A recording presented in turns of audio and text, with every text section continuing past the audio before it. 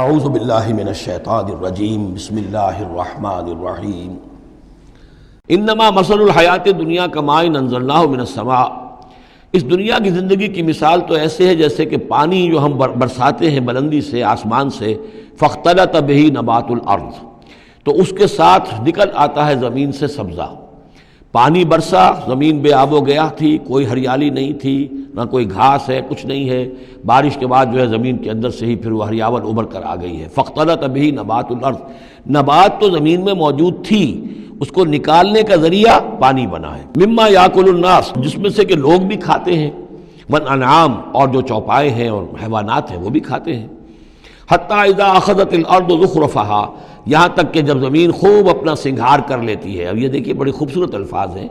زمین جب اس میں سرسبز ہے، شاداب ہے، کہیں آپ نے دیکھا کہ کہیں جو ہے وہ سرسوں کے پھول ہیں، وہ پیلا گہنا جو ہے اس نے پہنا ہوا ہے، تو قرآن مجید نے لفظ استعمال کیا جب وہ اپنا پورے طرح سنگھار کر لیتی ہے۔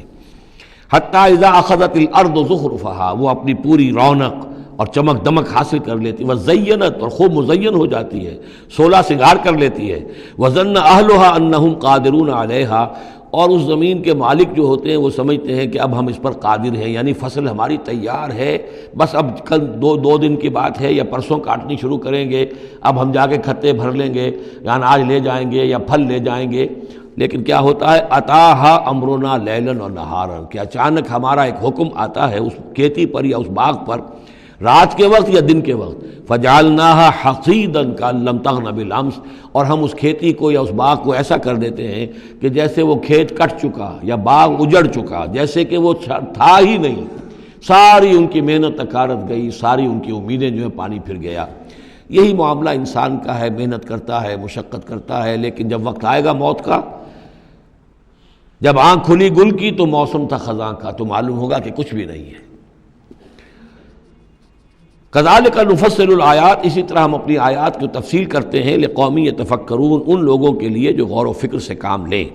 واللہ یدعو الی دار السلام، اور دیکھو اللہ بلا رہا ہے تمہیں سلامتی کے گھر کی طرف۔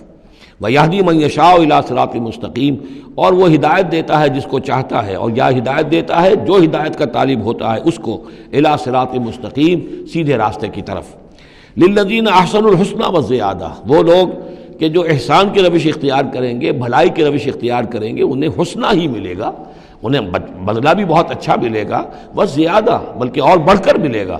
ولا یرحق وجوہہم قتر ولا ذلہ، اور ان کے چہروں پر نہ مسلط ہوگی نہ سیاہی نہ رسوائی نہ ذلت۔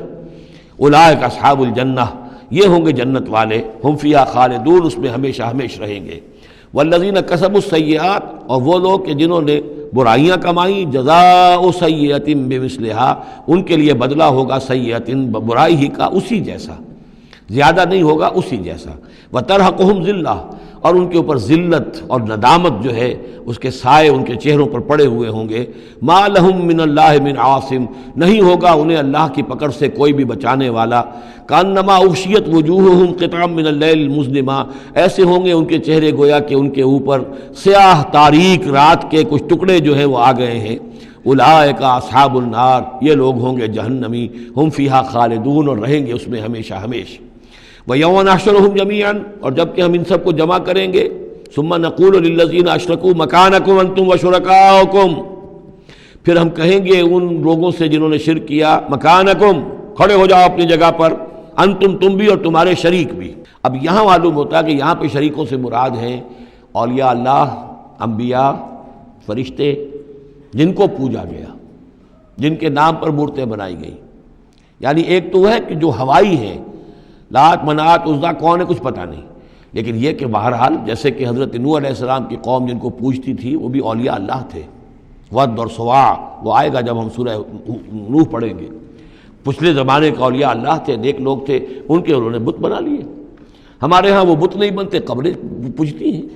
لیکن یہ جو مسئلے ہوتے ہیں یہ ان لوگوں کے شرکاء کی بات ہو رہی ہے کہ جو نیک لوگ ہیں، اللہ کے بندے ہیں، فرشتے ہیں، ارواح ہیں، شیخ عبد القادر جیلانی ہیں، یا یہ اور کوئی اللہ کے بڑے نیک اور اونچے بندے ہیں، تو ہم کہیں گے نقول للذین اشرکوا مکانکم انتم وشرکاؤکم۔ اب دیکھ لیجئے یہاں یہ خیال نہ ہو کہ یہ لوگ جو ہیں اتنے اونچے رتبے والے ہوں گے، ان سے ایسے کیسے خطاب ہو جائے گا۔ تو اللہ نے جیسے خطاب حضرت عیسیٰ سے کیا، یا عیسیٰ ابن مریم، وہ ہم پڑھ چکے ہیں سورہ مائدہ کے آخر میں۔ تو الرب رب وَإِن تنزل والعبد عبد وَإِن ترقى، تو شان جو ہے اللہ کی وہ تو بہرحال بہت بلند ہے۔ فَزَيَّلْنَا بَيْنَهُمْ، تو ان کے درمیان ہم سارے رشتے منقطع کر دیں گے۔ وَقَالَ شُرَكَاؤُهُمْ مَا كُنتُمْ إِيَّانَا تَعْبُدُونَ، وہ جو ان کے شریک تھے جن کو وہ ان شریک سمجھ کر پوج رہے تھے، معاذ اللہ وہ بری تھے۔ شیخ عبد القادر جیلانی بری ہیں اس شرک سے جو ان کے لیے ان سے دعائی کرنے والے، استغاثہ کرنے والے جو کچھ کر رہے ہیں شرک، اس سے شیخ عبد القادر جیلانی رحمۃ اللہ علیہ بری ہے۔